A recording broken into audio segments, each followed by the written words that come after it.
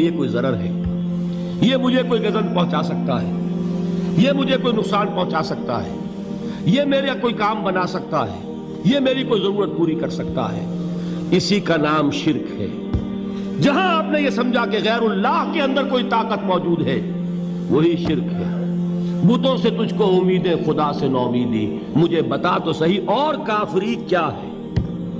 شرک تو یہ ہے۔ جس پر بھی تمہیں یہ خیال ہے، کلمہ ہے یہ کلمہ سوم، لا حول ولا قوت الا باللہ، ذرا اس پر دل کو کبھی اگر آپ تصور کریں، پھر فرض کریں دل ٹھک جائے، اس پر کوئی طاقت نہیں۔ یہی بات تھی جو شیخ عبد القادر جیلانی رحمۃ اللہ علیہ نے اپنی وصیت میں اپنے بچے سے کہی۔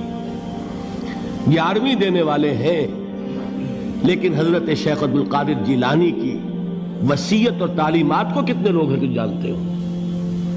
یہ جن مقامات تک پہنچے ہیں وہ کس چیز کی بدولت پہنچے ہیں؟ انہوں نے جو پیغام دیا وہ کیا تھا؟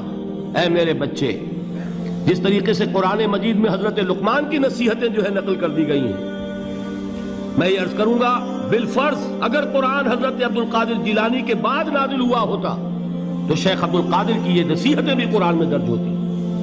اتنی اونچی نصیحتیں ہیں۔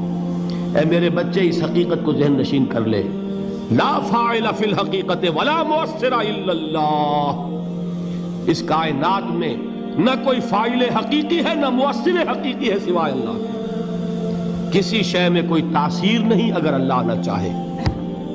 آگ جلا نہیں سکتی اگر اللہ نہ چاہے، پانی ڈبو نہیں سکتا اگر اللہ نہ چاہے، زہر ہلاک نہیں کر سکتا اگر اللہ نہ چاہے، کوئی چیز فائدہ نہیں پہنچا سکتی اگر اللہ نہ چاہے۔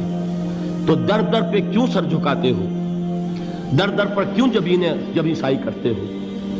سب کے سامنے کیوں ہاتھ پھیلاتے ہو؟ ایک اللہ سے مانگو، ایک اللہ کے سامنے زمین پر اپنی جبین رکھو۔ لا فاعل فی الحقیقت ولا مؤثر الا اللہ۔ نظر آتا ہے ہمیں کہ پانی پیاس بجھا دیتا ہے، پیاس بجھانے کی صلاحیت پانی میں نہیں ہے، اللہ کے اذن سے۔ کھانا بھوک مٹا دیتا ہے، بھوک مٹانے کی صلاحیت کھانے میں نہیں ہے، اذن رب میں۔ دیکھیے یہی یقین تھا۔ حضرت موسیٰ علیہ السلام کا واقعہ یاد کیجئے۔ سامنے سمندر آ گیا ہے، قوم دیکھتی ہے پیچھے کہ گرد و غبار کا طوفان ہے۔ معلوم ہوا کہ فرعون اپنے لشکر سمیت آ گیا ہے۔ لشکر جب چلتا تھا تیز رفتاری کے ساتھ تو گرد و غبار کا جو طوفان اٹھتا تھا اس کا تصور کیجئے، اور لمحہ بلمحہ وہ قریب آ رہا ہے۔ پوری قوم نے کیا کہا؟ اے موسیٰ انا لمدرکون، اے موسیٰ ہم کو پکڑے گئے۔ قرآن مجید نے تو یہاں وہ باتیں نہیں لکھی ہے، لیکن تورات میں یہ درج ہے کہ بنی اسرائیل جھگڑنے لگے، دست و گریبان ہو گئے موسیٰ کے ساتھ۔ موسیٰ ہمیں یہاں مروایا لا کر، اس سے تو ہم وہیں بہتر تھے، وہاں کھانے کو ملتا تھا، زندگی تو تھی، بیگار ہم کر رہے تھے، موت تو نہیں تھی۔ اب جو کچھ ہوگا اس کا تصور کرو، جس طریقے سے ہمارے ٹکڑے اڑائے جائیں گے۔ تو لڑ رہے ہیں حضرت موسیٰ علیہ السلام سے۔ یہ تورات کی تفصیل ہے۔ قرآن میں صرف اتنا آیا ہے، پریشان ہو کر انہوں نے کہا انا لمدرکون، موسیٰ ہم تو پکڑے گئے۔ اس وقت موسیٰ کا جواب کیا ہے؟